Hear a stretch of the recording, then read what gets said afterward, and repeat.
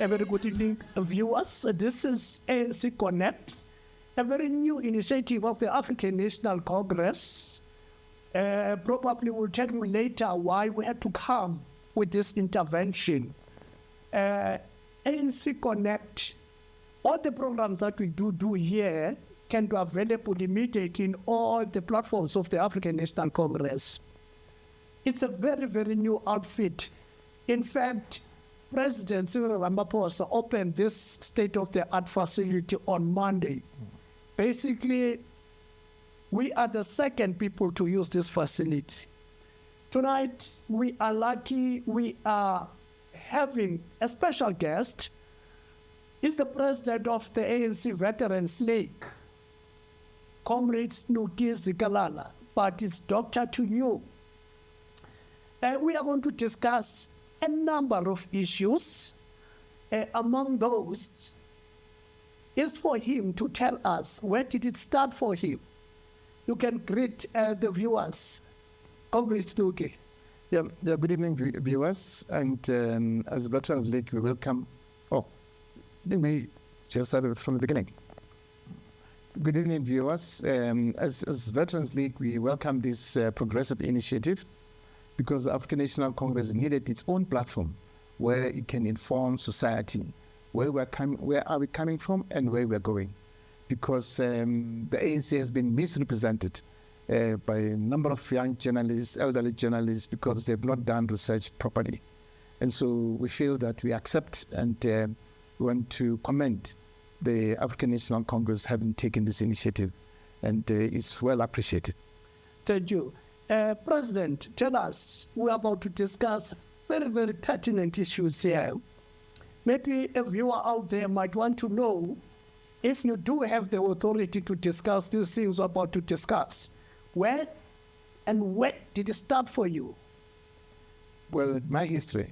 Yes. My history is that I was born and brought up in Alexander, and there were forced removals, I think in 1962.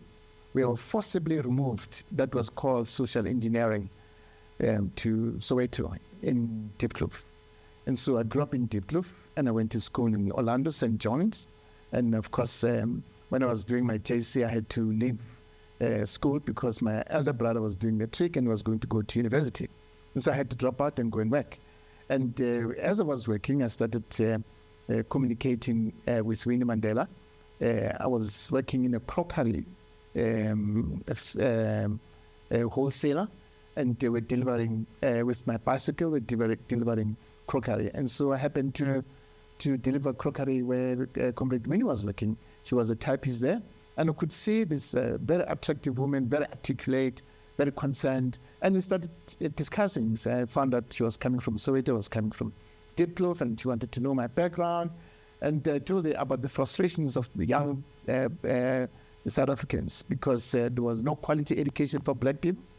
We're not allowed to go to libraries. There were no libraries for us. Where we're schooling, there were no laboratories for us, and Afrikaans was a medium of instruction. And so we discussed all these things, and young people are not mobilized in the country itself. There was mass suppression inside the country.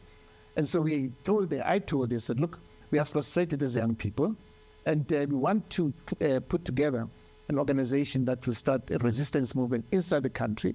And then I said to her, since Mandela was in prison in 1961, nothing has been happening in the country. And this, yeah. And so I said, oh, okay. And so it was frustrations. And so she then, after a month, started talking politics, what needs to be done. And then she said, come to my home. You knew at the time she was the wife of Ndate Mateba? Not at all. Not at all. And so she said, okay, come to my house. After a month, since we've been talking to each other, wanted to know my home, where am I coming from, my family structure and all that. And so she was yet doing intelligence on me. Yes. To find that this is the right person, has not been sent by the enemy, because it was scary that time, but not for us, but it was scary for our mothers to say any word about Mandela, any word about the African National Congress, because as you know, that African National Congress was banned in 1961. In 1960, during Sharpeville. And so she said, come to my home. And so I went to the home in Dube, in Pefeni. And then she said, this is this is where I live, and this is who I am. I was really shocked. Wow. And you knew about I knew about Winnie. the person, but you not met No, I've before. not met her. You I've not met her her before. Okay. I said, oh. And then I said, okay. She said, yeah, but let's make sure that when we talk, I have to put in music on so that people must not hear what you're talking about. She put on the music, and then she said, look, are you able to organize young people in Soweto, and especially in Diepkloof and Orlando? Those young people will be able to come and give them political classes about the African National Congress. I said, of course, this is what we're looking for. Wow. So that's what we're looking for. And then we arranged, and of course, the next time when I met her second time, she brought in Sis Joyce Kakane, who's still alive, and she was coming from the SM area. And said, okay, here's your contact, Sis Joyce. Sis Joyce will be able to give you all the information that you want, and Sis Joyce will introduce you to other comrades who are working How old under were you at this point, President? I mean, right now, I'm scared. We are getting yourself in the underground activities of the African National Congress. Yeah. Well, at that time, it was 1967. I was 16. I was 16. And then she said, we'll introduce you to some comrades who give you political lessons. I said, of course, we'll welcome that. And I was an altar boy. A Roman Catholic altar boy. Can you imagine And an so- altar boy An altar who's boy. about to be the ANC terrorist? Of course. There was nothing wrong with that with us. That's what we wanted. Okay. And so then I had to mobilize altar boys in Diepkloof, who were serving with me. In zone 4, that was where our church was. And of course, I got reliable people to come. And when we went to my home, to my house, where I was living in Diepkloof, my mother will ask me, what is happening here? I said, no, there are Bible classes. And so we're coming to have Bible classes. Naturally, we had a powerful cover there. Of course, they have a very powerful cover. And so she said, but why are you making cakes? Because my mother taught me how to bake. And so I said, no, I'm making cakes because, as you know, these young people, some of them are coming very far from Orlando, others are coming from Dube, and so they'll be hungry. And so we have to bake cakes for them. She said, okay, fine. Bake cakes, brought cold drinks, and Joyce Kakane came first time, Comrade Samson Doe.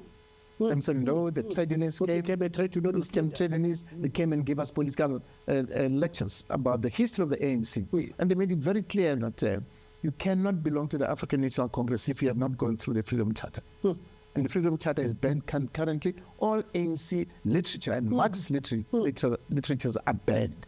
But you must know that to leave a copy of the Freedom Charter, you must know you must hide it immediately when you leave.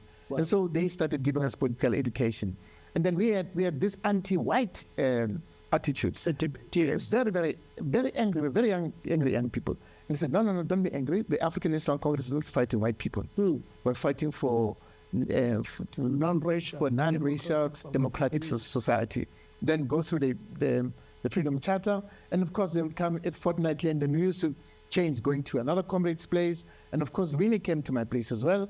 And my mother did not know her, no one knew her. Wow. She came, and of course, we had discussions. And of course, then it was a question. Now, Sis Joyce, it was so interesting.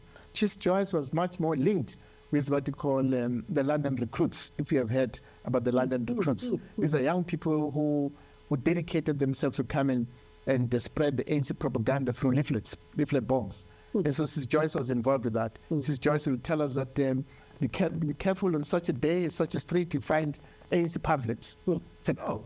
And it's true. On that day, we'll see pamphlets exploded, and then we'll pick them up, say, mobilize, resist, make sure that you bring the state agencies down. All the informers must be identified. They must make sure that they must be intimidated. Don't be afraid. Revive the African National Congress. And so those were the leaflets. And then, of course, then they said to me, okay, Comrade Snuki, what else can you do? I said, I can do anything. Okay, fine. And they made me, I was working as in the cutlery. And then they said, I must get a job in the newspaper outlet, The Beard. I went there, asked for work. They said, fine, I'm a delivery boy, newspaper in the Beard. And that was an alibi which I used, so that we take the Beard, we put in leaflets inside it. And then when we throw it, we throw it supplement, to throw them inside. And then what happened now is of course, there's a person who was called, I remember he was working at at the American embassy. American embassy, we used to go there at night, and we'd watch films of Martin Luther King. Was this person sympathetic to the ANC? No, very sympathetic. Okay. Very, very sympathetic, very close to Winnie, and she was working in the American consulate. And so we'd watch American films, Martin Luther King, and we got inspired. And in 1969, in May 1969, I was woken up with a knock on the door at my home in Zone 5, and they said, dear. My mother was shocked. It was at 4 a.m. She said, who are you? They pushed the door. They gave a clap. The terrorist stays here. Terrorist? My mother said, no, my son is not a terrorist. No, we're looking for Snuki. Who's Snuki here? And so, as you know, that our houses were small. It was a 2-bedroom house, and we had 4 boys sleeping in 1 bedroom. And girls were sleeping with my mother. And so they said, Snuki, wake up. And so I woke up. I was sleeping with my elder brother. I woke up, bring your toothbrush and your underwear. That's all that you have to bring. This is 1969 in May. And so I was taken from home, and from there they put me in a car. In that car, where the 2 heavy Afrikaners were surrounding me. One was this side, one on that side. They locked the door. I said, oh my God, now we'll see what happens. And then they drove me to Comrade building, which is now Sefako Makhato prison. Yes. Not Comrade it was Pretoria Central Prison then. And so they drove us there. But before that, while we were doing this training, then they said they were training us, of course, in homemade explosives. Okay. Before we got arrested. Comrade Joyce and Sam Paloto, they taught us in homemade explosives, and then they were saying to us, we are going to make sure that young MK people will be infiltrated from Zimbabwe through Botswana and coming to the country. You must find... It's a Wanki period. It's a Wanki period. Post-Wanki. Post-Wanki. You must find out safe houses for them, where they'll be able to stay in the house, and in the house when they are there, no one must talk to them. They'll be able to train us, because we wanted nothing else but weapons. And then we had to say, they said to us, go and do reconnaissance, especially in London Kunzi, go to Canada Station, where we do reconnaissance. We're only looking for trains that are carrying goods, heavy goods, and then monitor exactly what hours are they using, because we'll try and get explosives from the mines, but also buy explosives from the mines. You'll be taught how to use those explosives. We want anything that will destabilize this government and sabotage the economy of the country. And said that, can you do it? Said, yeah, we will. And then Sis Joyce even said to us, in the terms of Molotov cocktail, she showed us how to use a Molotov cocktail. Sis Joyce Kakani, she's still alive. No, she is. She's not like you, basically. She taught us how to use a Molotov cocktail, and then I think somebody then informed the Afrikaners what we're doing. And that is then that when they came on the 12th of May, I got arrested, was taken to Pretoria Central Prison. And I think for the 2 days, no one said anything to me. I was in solitary confinement. It was a small cell, and there was a window up there, and there was 3 thin blankets and 3 thin mats. That's where we used to sleep on. No pajamas, nothing, sleep on that. And they gave us rubbish food, real rubbish, but we did not care. We said, look, if that's the price we have to pay for a struggle, it's fine. Then after 3 days, they came and took me out of the cell, and they took me to Comrade building. Comrade building is now, there's Home Affairs there. And then they started interrogating me. We understand that the other one is recruiting young people from Diepkloof, Pefeni, Orlando, and you're the one who started this initiative. I said, of course, well, but I'm not going to tell you who are they. And so I was put on 3 bricks, which are uneven. And so they stand there, and you have to lift the books. They gave me books. And then all the time they asked me questions. They wanted names of people who I recruited. I said, I'm going to tell you. If you needed relief, if you were going to give them names. Yeah, names. I refused. Then they started punching me in my ribs, and I would fall. And when I fell, there were the cockroaches running there in that torture room. You'll say, chase the cockroaches. And then I'll chase the cockroaches. And then I think they did that the whole day. And in the evening, I said, I'm hungry. They said, oh, communists get hungry, yeah? Well, communists don't get hungry. Already labeled as a communist. I said, well, I'm not a communist, I'm a South African. Communists don't get hungry. And then they brought in fish and chips and bread. I said, can I wash my hands? No, communists eat with dirty hands. And they said, look at, I was killing cockroaches, but are you hungry? Take the food away. I had to eat that bread and chips with those cockroaches. It went for 2-3 days, the torture. Now at night, the people talking, I could hear the noise there in the passage. I could hear familiar voices. And then I also, because there was no toilet, it was a bucket, where there were 2 buckets, one for number 1, one for number 2. The bucket was number 1 for number 1, number 2, it was the same bucket. Okay. Then you had bucket for water. The bucket for number 1 and number 2, it was a small bucket. And so for water, it was there, but now you take the lid, you turn the lid, you put in the small bucket for the number 1 and number 2, you climb and you hold there on the rails. Just to see. Just to hear, you can't see anything. And so I shouted, but somebody, Snuki, Snuki. I said, but who are you? Samson, it's me. Samson, oh, Comrade Samson, no. Hey, don't call me Comrade here. And then I said, is it safe? They said, it's safe. And then they asked, what happened? I said, I can't talk. Then I heard the comrades who were arrested with me. They were there. Joseph Nobanda, was Domo, and George Mukwebo, David, I've forgotten his name, he passed on. Those are the young people who were with me. And then I could hear them saying that they're also here. You're here.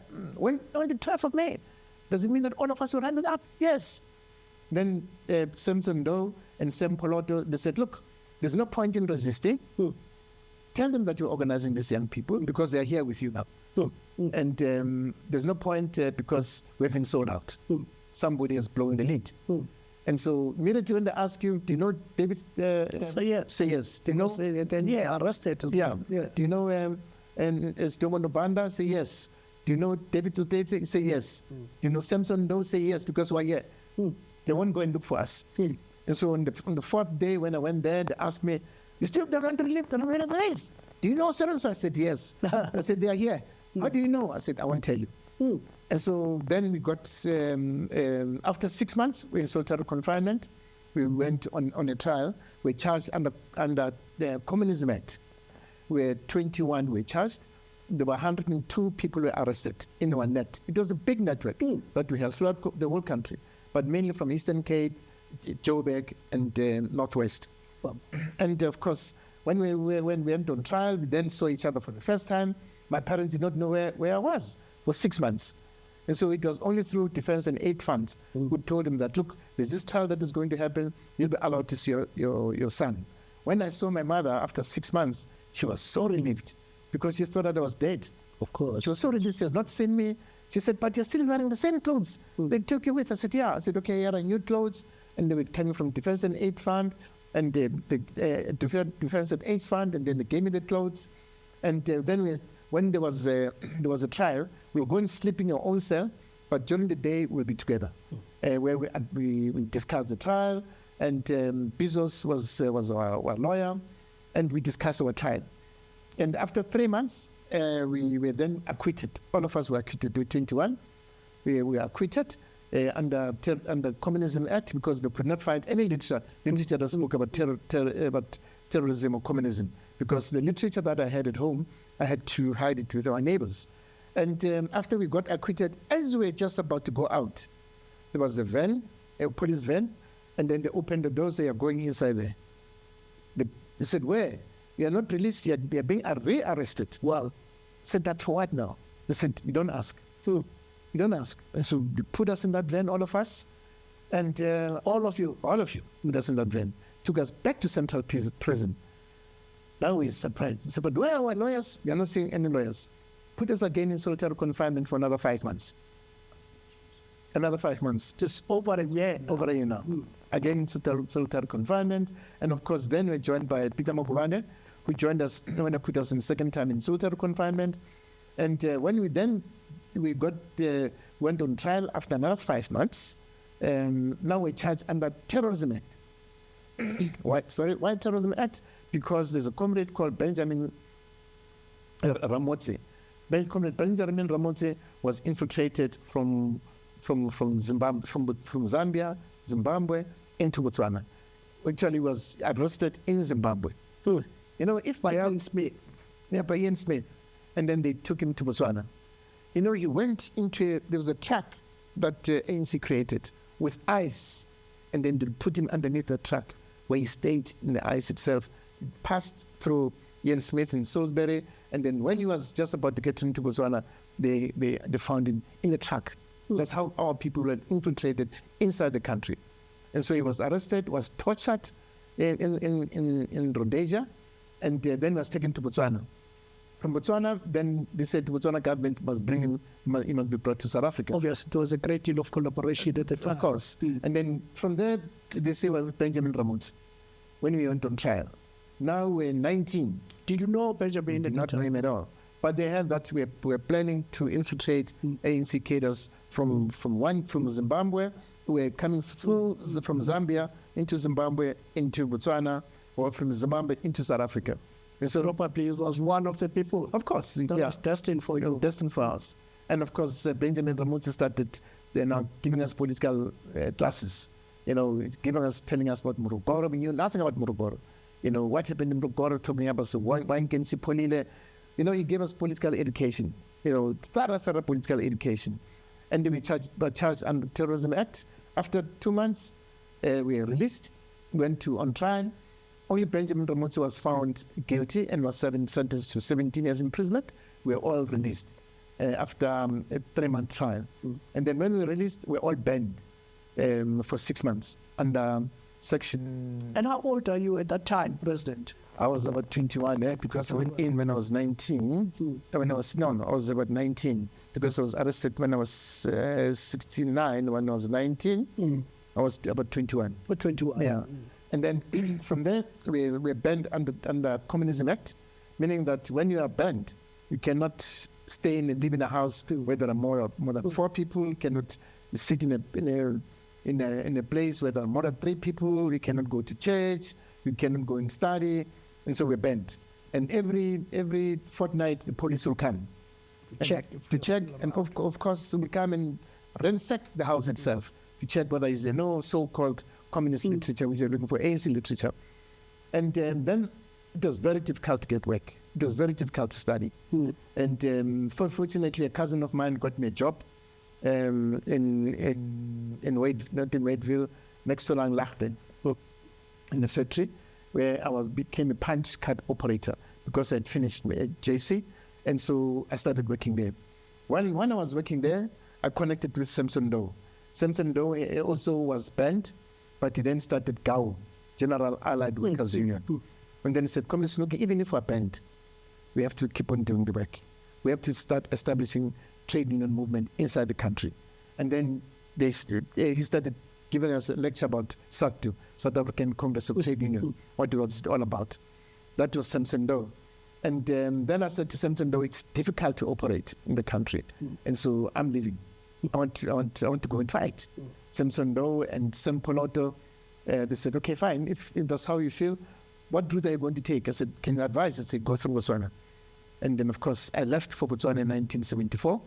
And when I reached Botswana, actually, the way I left is that I went to Alexander Home Affairs. A comrade of mine, a friend of mine was a clerk there. And then I said to him, I want to leave now. Can you give me a passport? I said, when I'm leaving, if I give it to you now, you must be out of South Africa within 2 hours. Because fortunately there was no and nothing producing passports. You did not need electronic. It was not electronic. It was so manual. Manual. They had to send. They said that we have to send all these things to Pretoria, but yours will do it here now. And then immediately did it and said, in 2 hours' time, you must be wherever you are. You must get out of Joburg. And then I had a friend of mine called Fuzi Zazayoka, who's still alive, and then who drove me straight to the border. And then I crossed the border. They looked at the passport, and I was wearing glasses, but I was wearing dark glasses. They looked at me and they said, okay, fine. But the picture was not mine. I went through, and then I went through Machudi. This is right up north. And then I was given the name of a comrade called Matiso in Gaborone. He was working for LR's factory in Gaborone. And then I went to look for him. And actually, when I crossed the border into Botswana, the wife of the chief Fendinse, was driving a van. And I waved at her, and then she gave me a lift. And I'll never remember that. I'll never forget that. She gave me a lift right up to Mochudi. And then from there, she said, here's money. Take a train, go to Gaborone. Okay. President, let's just park this. We'll come back. Okay. In the interest of the actual stuff we want to talk about now, and let's just go back there. Yes. We're very sorry about your first encounter with the apartheid South Africa at that age. Was water? Yes, water is here. Okay. Now, fast forward. You are the president of the Veterans League. Let's just talk about the Veterans League, because we're told you cannot just become a member of the Veterans League, unlike the ANC. If you feel you like the ANC and the policies of the ANC, you can wake up tomorrow and join the ANC. And if you are a youth, you can join the Youth League. If you're a woman, you can join the Women's League. But there's something about the Veterans League. Can you take us through that? Okay. To be a member of the Veterans League, you have to be 60 years of age. And you have to have 40 years of uninterrupted service in the African National Congress. And so you don't just join, you get identified. That, look, this comrade has now reached 60. Let's find out whether does he have 40 years of uninterrupted service in the African National Congress. And so when we see that you have been 60 years of age, then we have to check whether do you have 40 years of uninterrupted service in the ANC. And then you'll be told, asked, can you give us a profile? And when you give us your profile, we check, and then we say, when the profile that you give us, it must have 2 people who worked with you during the time of UDF, during the time of COSATU, during the time of the Chinese Parents Association, but during the time of organizations that were fighting against apartheid. 2 people who worked with you. Basically, this is the vetting process. It is a vetting process. It's a screening process. Screening process. Not vetting, because if you do vetting, you have to go to criminal records, which you don't have access to. Okay.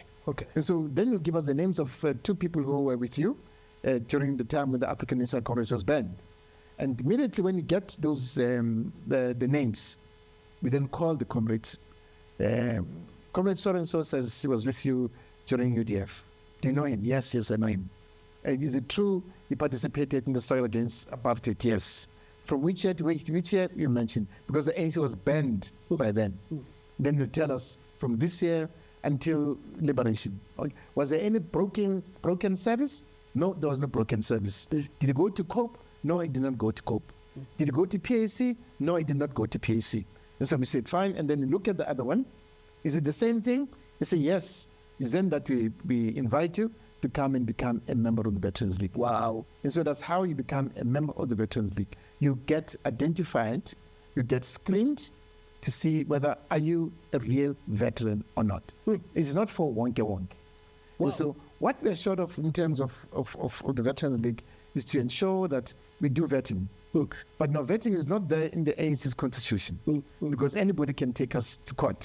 As you know that we live in a litigious society. And so that's the role, that's how veterans have been recruited into the Veterans League. And our membership is only 2,000.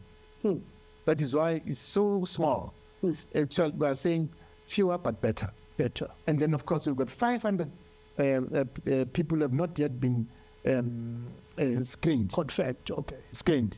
And so immediately when they get screened, is then that they get accepted into the Veterans League. Wow. But we do that very slowly and incrementally. We're not in a hurry to have a mass organization called the Veterans League, because that's how you you get concentrated. That's how you get contaminated. That's why you get, as Comrade Mantashe said, we came in 1994, we opened the windows, all the mosquitoes came in. You're right. Yeah. In fact, yes. In fact, even though I don't want to use that phrase or that expression now, because some people might think we're saying they are mosquitoes. Now, President, it explains why the African National Congress, the NEC in particular, would put the Veterans League in this high pedestal. You're dealing with the tried and tested members of the ANC here. Again, maybe it is understandable why the Veterans League has been so vocal about the renewal program of the African National Congress. That brings me into that topic. Sorry about that. Let's talk about this renewal. At what point, or what is it that you perceive post the renewal program? If you close your eyes and visualize the ANC post the renewal, what is it that you see or you perceive? Well, as you know, that as Veterans League, we're the custodians of the ANC values, principles, and traditions. And we are the most senior people in the organization. And we know very well that the African National Congress is infiltrated, highly infiltrated, that there's not been political education within the African National Congress since we came back into the country and since we are unbanned. Political education was only started about 2 years ago when the Oliver Tambo School of Leadership was established. And so now, all that we are saying now, currently, I belong to a branch, Ward 32. My branch chairperson, he's not ANC.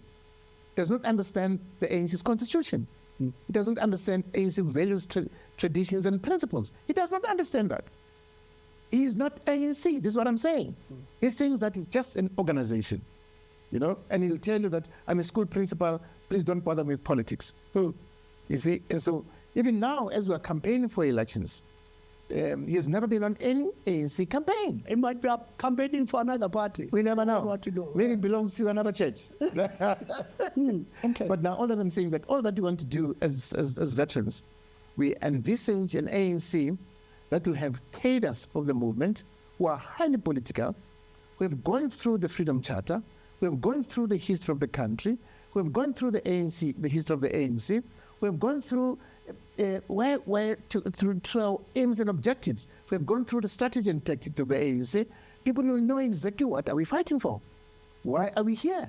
People will know exactly our constitutional democracy. What does it mean? A person will understand exactly what do we mean when we talk about cadre development. What do we mean when we talk about ethical leadership? What do you mean when you talk about time and tested cadres of the movement? We want cadres like that. Cadres who have not gone into the ANC to enrich themselves. Now, for instance, you find that even some of the branch secretary, branch chairperson, they don't care about what's happening as long as they've got leadership positions in the ANC. We're saying no. Want a highly politicized cadre of the movement who will be able to articulate policies of the ANC and who is ethical and who has impeccable credentials and who can be able to defend this revolution of ours. And so those are the young people that we want to groom as the ANC. We are saying renewal itself. What it means is that you're renewing of the organization. You're bringing in more energy into the organization. You're bringing more people who are interested in ensuring that our national democratic revolution is not being sabotaged. People will make sure that we rebuild this country of ours. As you know, for instance, if there was renewal, you wouldn't have a person like Jacob Zuma. You wouldn't have what you call the so-called NK party. You wouldn't. Because immediately when you do that, some comrades who are highly educated politically and of course academically, they will say, no, this is not ANC. So some people, President, would say renewal is working. That's why you have people like Zuma. That's why you will have parties like MK Party. That's why you will have people, what is that thing of ACE, by the way? There's that thing. Act. Yeah. People will say renewal is hitting. Yeah. So do you think that claim can be supported? Well, I think it's still too early to say that it's working. But of course, we are seeing that characters who are implicated in malfeasance, they are being charged. And we are happy that within the NDC, the National Disciplinary Committee of the ANC, it is led by veterans. 6 of them are veterans. And then 4 of them are NEC members. And then also the National Disciplinary Committee of Appeals is led by veterans. And so we are saying that they know very well that immediately, if they commit any act which is against the constitution of the ANC, they'll be taken to task. And so we are saying it's working, but we have not yet reached The ultimate. But, okay, for instance, you cannot talk of renewal and not address, you want to call it twin evil sister, the corruption. Yeah. And all those things. State capture. Yeah. State capture. Thank you. For instance, we've just, in the past 5 years, we've just witnessed people being paraded in the state capture. And there was another commission before that, Nugent? The Nugent Commission. The Nugent Commission. Yeah, that revealed very nasty things committed by the people who were wearing the same covers as we do. Unfortunately, we have NPA that has sharpened its spear in dealing with some of these things. Today, we are hearing about what do you call when? What do you call that? They want to check if your salary... Lifestyle audit. Lifestyle audit, thank you. Now tell me, are we happy with the pace that all these institutions are pursuing their work? Because people want to see people behind bars. Are we happy with the pace? When we as veterans, we are saying the pace is slow. It's very, very slow. And it is frustrating because NPA, it was said, as you know, that about a week ago, Shamila Patoy was saying that they've not been able to receive documents on state capture. So that those who are implicated in state capture should be prosecuted. And we are saying they should be prosecuted because through state capture, according to Comrade Bradin, we have lost 250 billion rands through state capture. Now we are saying that there must be consequences. There must be accountability. Now, NPA has not prosecuted majority of those who are found wanting through state capture. You look at the collapse of SAA, the collapse of Transnet, the near collapse of SARS. You know, that is why Nugent Commission revealed how SARS was captured until Tom Moyane was removed. He revealed that. And what was the purpose of collapsing SARS? We read that document of Nugent.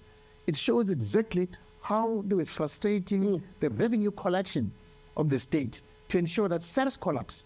Immediately, if SARS collapse, what means that government won't have money to fund its programs on health, on education, on pensions, on health, on water, and on sanitation. There will be revolution in the country because there will be uprisings. The state won't be able to pay salaries. The former president, Thabo Mbeki, characterized all their activities. Yeah. They were collapsing the state, we were collapsing the state. not necessarily SARS. But now we are saying that we want to see those people behind bars. But NPA has not done that yet.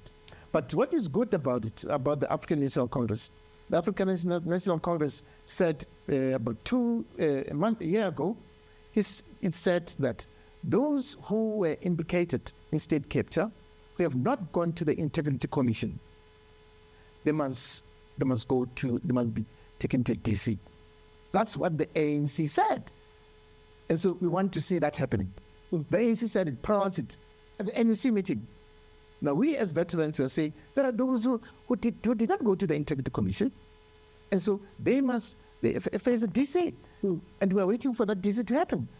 And we hope that some of them are on the ANC list. And we don't want to see them in the ANC list.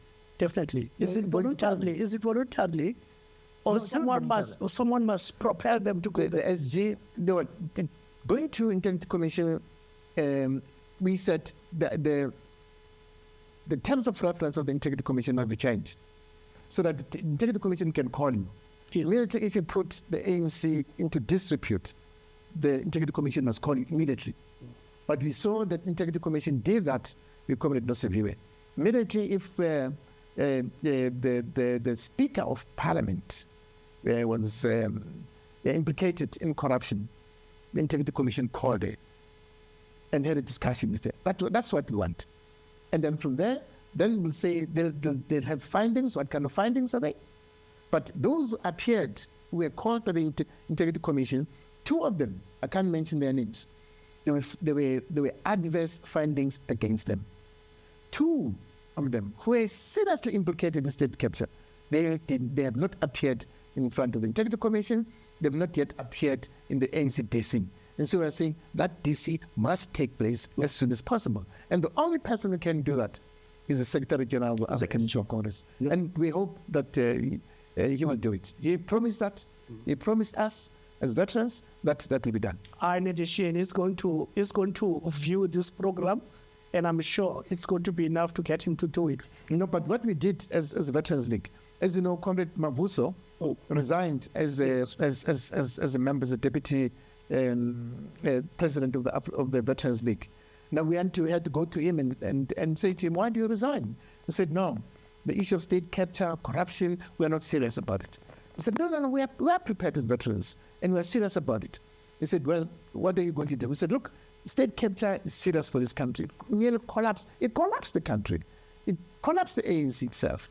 And so we're going to say those are implicated in state capture.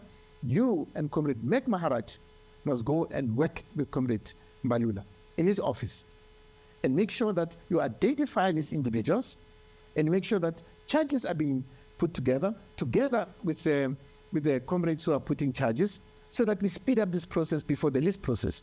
It was great. You might not have received letters of appreciation by halting that resignation, but I can tell you, so many people are very happy that he did not eventually leave the African National Congress. It was going to be a great deal of loss. Yeah. Now, we are marking 30 years of our freedom. Now, from the generation that has been on the other side of apartheid and post-apartheid South Africa, I'm interested in getting the sense of your reflection right now.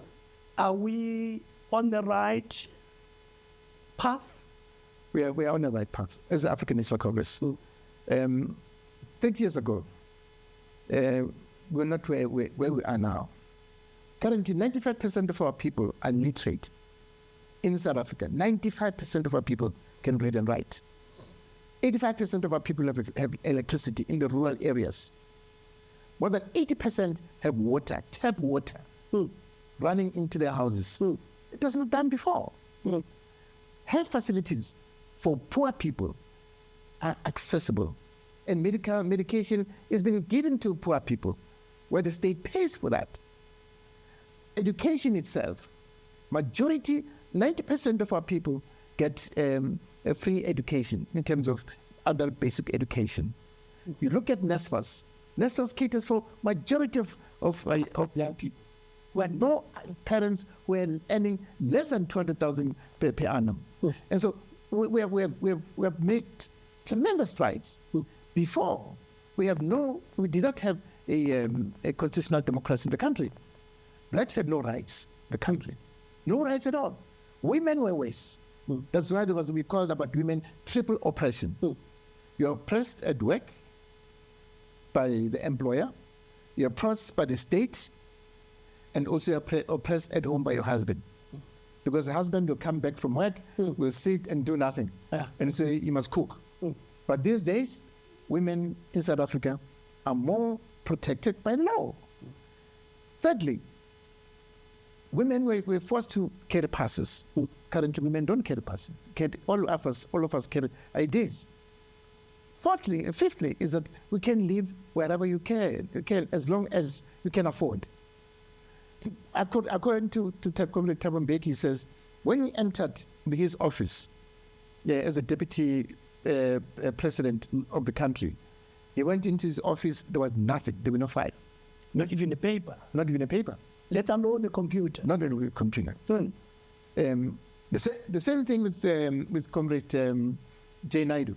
So when he was given an office as the head minister of RDP, when he went to the office, at that time I was working for the SABC as a reporter. I went with him to his office. He said, "There's nothing here. I'm going to start afresh." Yes. The same thing with me. When I started heading the SABC, I had no documents about the SABC.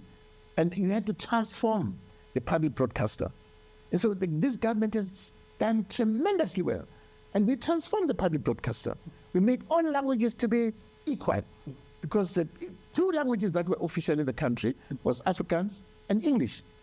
And other languages were sub-languages. Now all languages are equal. The poor and developed community, they had no Bible in Ndebele. And so immediately when they got liberation, they got a Bible in Ndebele. They were so elated.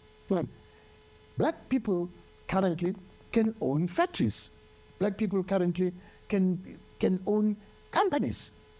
Young people, that's why we talked about Tintswalo. We've got Tintswalo. People who are well better educated than us. And so I'm saying we have made tremendous strides. Had it not been of that counter-revolution, when Thabo Mbeki was removed in 1992, in Limpopo, was in 2007. Yes, 2007 would be very far. The removal of Thabo Mbeki, it was nothing else but counter-revolution. It was driven by that motive. What driven by that motive? They disrupted our National Democratic Revolution program because it would be very, very far. And we are not owing any international monetary fund. With reserves. And the economy was ticking. Given what you have just outlined, President, right now, in terms of where we are coming from, specifically as the African and the black people in South Africa, at this point, I would like you to look at that camera, because we are told, at that camera or that camera, because that one. We are told over 5.3 million we have registered to vote are veterans, elders. In case they've forgotten about this history, maybe it's time for you to address them. What is it that they need to do as we are approaching our elections? Well, as veterans, what we're doing currently, we're having home visits. And for instance, we went to Orlando. It was at the community hall, Uncle Tom's Hall, where all veterans were brought into one room. And then where we spoke about where are we coming from and where we are going. And those veterans were so excited. And they said, no, this African National Congress is going nowhere because we know where we are coming from. And so they committed themselves as veterans that they will ensure that their children, their grandchildren, their relatives, they must go and vote for the African National Congress. Because there's no any other political party that can bring about social and economic transformation in this country, except the African National Congress. So we know very well that we have had, and what is good with the African National Congress, when we have made mistakes, we admit that we've made mistakes. When we've made mistakes, we are saying as veterans, those who committed malfeasance, were involved in mass corruption, were involved in mistreating our people and not managing state resources, they must face the full might of the law. In that way, we'll be self-correcting ourselves. And so we are saying the law enforcement agencies must be strengthened. There must be more investigative officers who are highly competent, who will be able to investigate this malfeasance. We have to actually Comrade, we said to him, when are you going to deal with the construction mafia? When are you going to deal with the tinkering mafia? He said, we are going to deal with them. We want our people to live in a free and democratic South Africa. People must not fear to go out at night. Currently they fear because there's gang violence. But what we are saying as the African National Congress, we are addressing those issues. And we want especially these elderly people to come into the African National Congress because they must not stand outside and point fingers. They must say, I want to be part and parcel of the structures of the Veterans League. I want to be part and parcel of the structures of the ANC. In the community where they live, they must make sure that in their VD, there are visits of families, they get involved in patrolling at night. They make sure that the young kids who are loitering the streets, who have not gone to school, or some of them are unemployed. Those who are unemployed, some of them have got degrees. They must make sure that they must go to TVET college. If they go to TVET college, they'll get what they call artisan skills. Artisan skills will make them, they'll make sure that those kids are employable, because every child must be taught to have a toolbox. They must be able to fix fridges, they must be able to fix lights, they must be able to repair cars, they must be able to do engineering. We want people with artisan skills. It's not only social sciences that is going to make this country to grow. And so in terms of economic growth of the country, especially the elders must encourage these young children to go back to school, those who have completed, and go to TVET colleges so that they must go and learn artisan skills. They are very, very important for the economic growth of this country. And the only organization that can do that is the African National Congress. Wow. On that note, you are reminding me of the president, one of the long-serving presidents of the ANC, Comrade Oliver Tambo, who once said, obviously I will paraphrase, that the ANC is the only organization that has a prescription for or to end poverty, for peace, and to restore dignity for the African child in South Africa. Listening to what we have just said now, I think that was said by the president is still relevant today. I too subscribe to that the president has said. There is no alternative to the African National Congress. On that note, we've come to the end of our program. I know African National Congress is going to roll out many of these. I'm here saying thank you for allowing us in your sitting rooms. My name is Lennox Klaas, and good night. Say good night to the people. Good night to the viewers. And as Alex is saying, there'll be more of these programs. And let's watch, support the African National Congress, and defend your democracy. Thanks.